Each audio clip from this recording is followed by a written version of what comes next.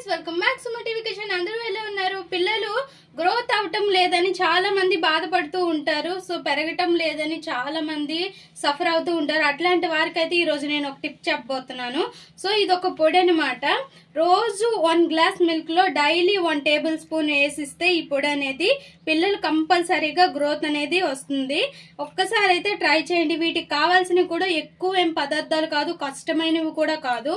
So first అయితే బాదం తీసుకోవాలి అండ్ కొద్దిగా నువ్వులు, కొద్దిగా అంటే ఒక 3 టేబుల్ స్పూన్స్, అండ్ సోంపు ఒక 3 టేబుల్ స్పూన్స్, అండ్ పటికి పంచదార చిన్న చిప్స్ లాంటివి ఒక 3 టేబుల్ స్పూన్స్, పూల్ మక్కానా అని ఉంటుందన్నమాట. సో ఇలా ఇప్పుడు అందరికీ తెలిసినవే పూల్ మక్కానా అంటే ఇవి కూడా తీసుకోవాలి. ఇప్పుడు స్టవ్ పైన ఒక ప్యాన్ పెట్టేసుకోవాలి. ఫస్ట్ స్టవ్ పైన ఒక ప్యాన్ పెట్టేసుకొని నువ్వులు వేసి ఫ్రై చేసుకోవాలి. సో నేను పటికి పంచదార అని చెప్పాను కదా, సో వీటినే కలకండ చిప్స్ అని కూడా అంటారు. సో చాలా మందికి, కొంతమందికి తెలుస్తుంది, కొంతమందికి తెలియదు అంట. సో అందుకోసమని నేను 2 విధాలుగా చెప్పాను. ఇంకా ఇవి కూడా తీసుకోవాలి. లైట్ గా ఫ్రై అవుతున్నప్పుడు ఇందులోనే ఇంకా బాదం కూడా వేసేసేయాలి అండ్ మక్కానా.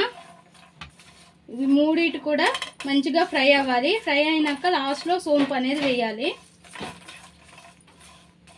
నువ్వులు అనేది ఇలా కలర్ చేంజ్ అయినాక సోంపు వేసేసేయాలి. లాస్ట్ లో సోంపు వేసేసి ఇలా డ్రై రోస్ట్ చేసుకొని పక్కకు తీసుకోవాలి. లైట్ గా చల్లారినాక మనం బ్లెండ్ చేసుకోవాలన్నమాట. ఇంకా స్టవ్ ఆఫ్ చేసేద్దాం. స్టవ్ ఆఫ్ చేసేసి ఒక బౌల్లోకి తీసుకుందాం. ఇంకో ఒక మిక్సీ జార్ తీసుకొని చల్లగా అయినా ఇవన్నీ కూడా వేసేసేయాలి.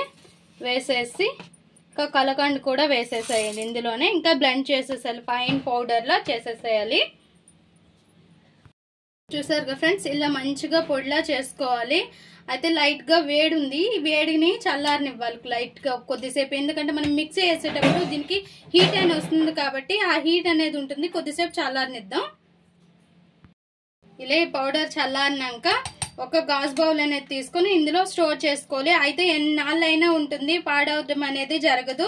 సో డైలీ మాత్రం 1 గ్లాస్ పాలకి 1 టేబుల్ స్పూన్ తీసుకోవాలి అండ్ పిల్లలకైతే ఇవ్వాలి. గ్రోత్ అనేది కంపల్సరీగా వస్తుంది.